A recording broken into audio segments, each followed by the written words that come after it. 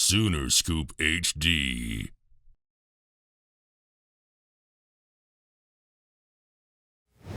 Hey, Ted, you guys have had some success stopping the run the first 3 weeks. Been a little bit more of a struggle against Kansas State and TCU. Just what do you guys need to clean up to kind of fix that, especially going into Texas and Bijan Robinson this weekend? You know, we got a lot of things to clean up. You know, we all own a piece of that, what's happened the last couple of weeks. But, you know, the only way I know to approach is just go back to work. We've evaluated everything, and everything matters. Every step matters. Every eye transition, it all matters. And you know, so we just got to go back to work. That's all I know how to do. There's no magic, like I said the other day. There's no magic bullet or magic dust you throw on all of a sudden, but hard work and commitment to the process and belief to how we do things. We've got a leader that is built for this, that understands it and has been through it, the process, and we're committed to that and belief in our players. Ted, when there's players running way behind the defense, 20 yards, 10 yards, whatever, it may be an indication that somebody didn't get the right signal, the play call. Can you kind of describe, without giving up company secrets, maybe the process between yourself and the sideline, and then from the sideline you got guys signaling stuff in, and then Brent's doing hand signals? It looks like guys are not getting the full call or whatever it might be. Well, I know what plays you're referring to, and you know, we don't have any coverages where we let people run 20 yards behind us. We don't design coverages like that. So mistakes happen. There was a mistake, and you know, that things that we can't happen that we've got to get corrected. So the whole process, that's been the process. We didn't change how we do things from week 3 to 4 or 5 as far as that process. So that's something that, you know, we just got to clean up. Is there a tendency to want to fix that or address that from a communication standpoint? Oh yeah, we're addressing everything, just like we do when we win. Because when you win, everything's not always perfect either, you know. So you have to go through the same process of correcting mistakes. So again, so you can improve, and that's what we got to do, and we understand that. Yeah. Yeah, Ted, has it been too complex the last couple of weeks? Do you try to simplify it or anything like that in terms of just the game plan? Well, you know, when we execute in practice, and then, you know, obviously we didn't execute very well the other day. You know, you look at everything. You look at yourself first, and certainly we all made mistakes, and we've got to get those corrected. But as far as saying we're committed to what we do, and because we have a lot of flexibility within our scheme, and you know, we're going to continue our process of how we game plan and how we install and how we practice, and, you know, taking it to the game field.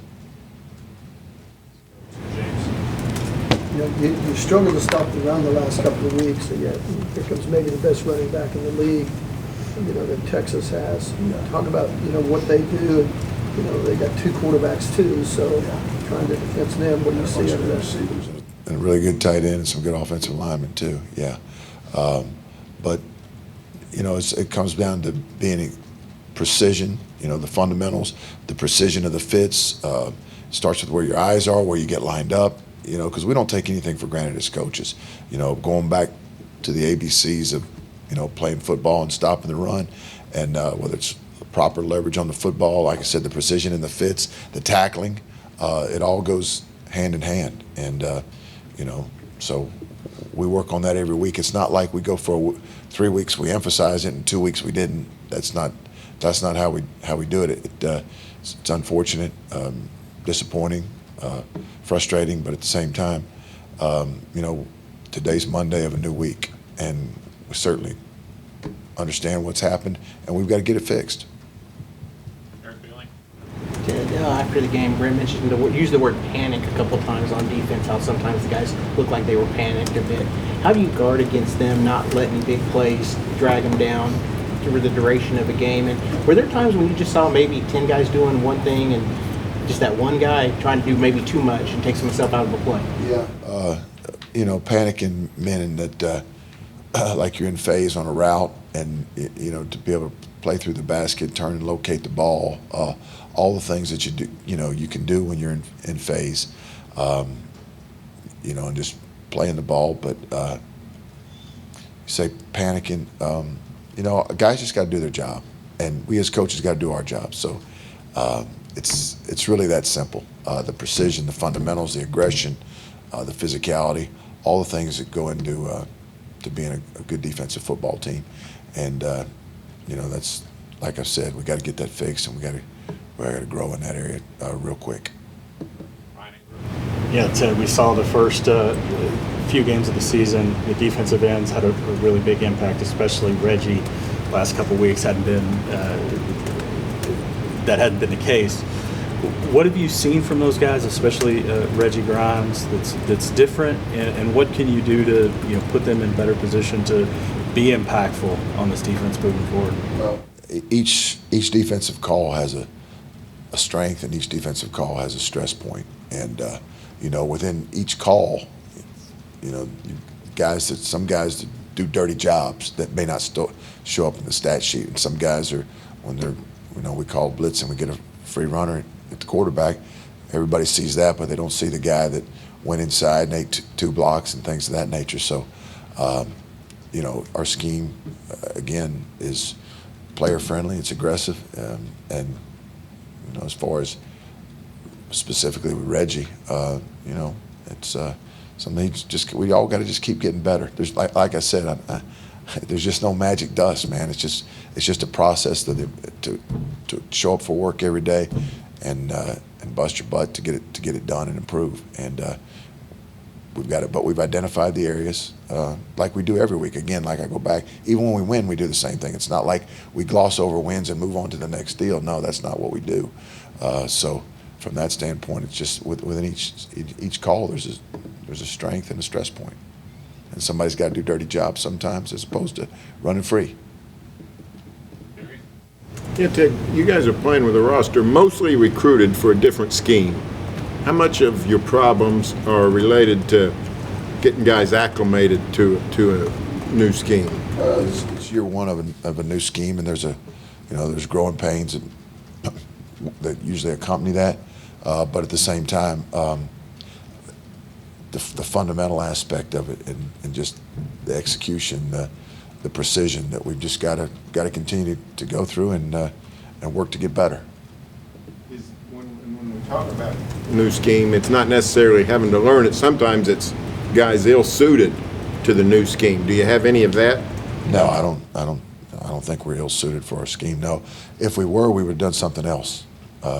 We evaluated our personnel when we got here, and this is what we feel fits into our personnel. When you talk about some of the mistakes at the back end, how do you work on that communication in a game week? And as you said last week, you felt good about it going in, and then some of those same problems cropped up. Yeah, you just continue to emphasize it in practice, demand it in practice, and then again through repetitions, you take it to the game field, and so that's where it all starts, because your practice performance is usually the best indicator of what's going to happen on game day, because it's just a reflection of your habits. But we practiced well last week, so for whatever reason, we got to connect the dots. A couple more. All right, Justin. Because Jake McCoy came in and made a few plays for you guys. Just what have you seen out of him in terms of what he's done to carve out a role on this team? Yeah, Jake's a guy that's really committed. He's tough. He's a smart football player, and he's embraced his role.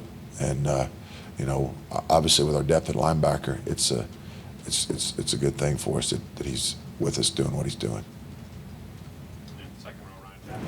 You guys rotated through a lot of different players early on Saturday. Jaron Kanek wasn't in that rotation. What does he got to do to get more playing time early on? Wasn't really a factor against Kansas State either after kind of coming in and playing. He played 15 snaps in the second half, so he got a lot of reps in the second half. So from that standpoint, he's just got to keep working to get better. Again, this is Jaron's first year playing linebacker, so the familiarity, especially a linebacker at this level. So he's done a good job, and he's he's earned that, and you know, we're going to continue to play Jaron. And the more that he plays, the better he's going to get, because he's a guy that cares a bunch and is very prideful in his work ethic, prideful in his performance, and you know, we're going to see him go like that. Sooner Scoop HD.